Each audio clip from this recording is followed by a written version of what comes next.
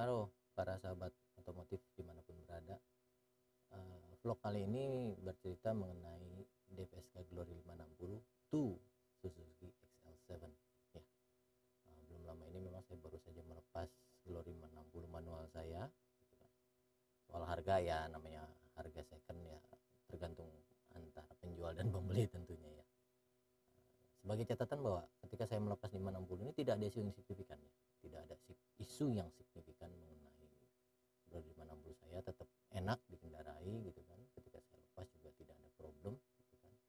Nah, dalam kesempatan ini saya mengucapkan terima kasih kepada para bengkel resmi DPSK baik di Pondok Indah, di Citra Raya, dan juga di mana, di Cimanggis yang pernah gitu kan, Cimanggis, kemudian di Roxy, kemudian juga di Pramuka gitu kan.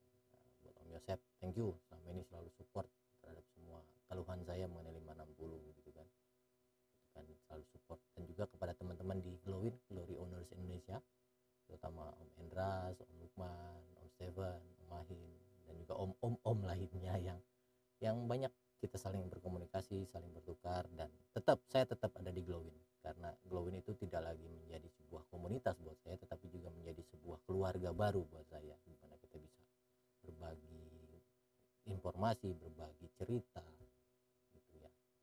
Nah, kembali kalau kita ngomongin Glory 560 secara fitur, oke, serius oke. Karena saya terasa sangat jomplang sekali gitu kan antara 560 dan ini XL7 dan kebetulan Matic. Nah, ini pertama kali saya mencoba Matic. Sebelumnya selalu kalau dibilang kan classy man using two pedals gitu kan, but a professional man using three pedals. Tapi ya ini saya mencoba dan masih perlu belajar banyak kayaknya mengenai akselerasi gitu kan. Nah, secara sekilas yang apa sih yang membedakan antara Glory 560 dan XL7? Secara performa 560 itu nggak ada lawan.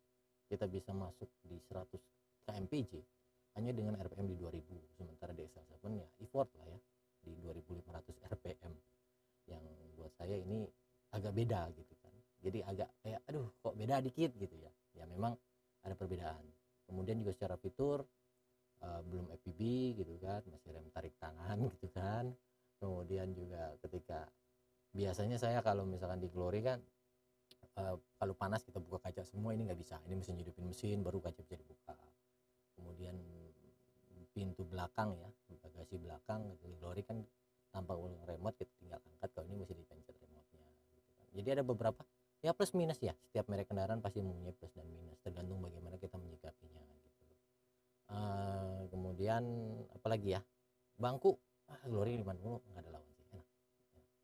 Ini masih gimana ya, belum dapat feelnya sih sebetulnya, belum dapat feelnya. Kalau secara kedap 560 lebih kedap, jauh lebih kedap dibanding XL7 gitu. Tapi ya masih bisa ditoleransi ya.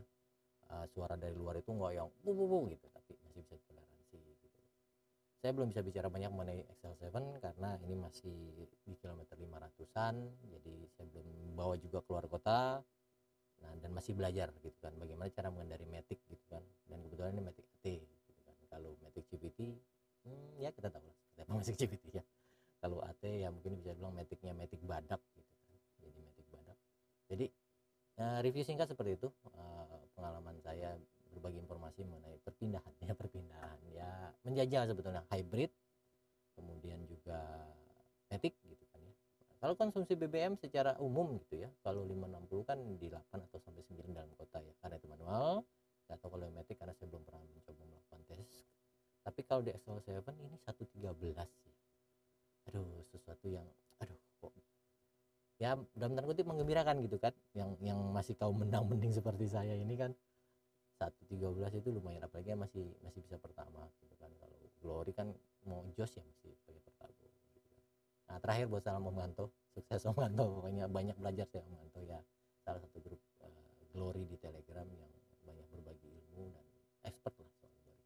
Oke guys, demikian review yang sangat mungkin singkat karena saya memang belum bisa mereview lebih jauh mengenai XL7 ini, baik dari tampilan, dari eksterior segala macam, karena masih sangat baru. Oke guys, terima kasih sudah mendengarkan ocehan saya hari ini.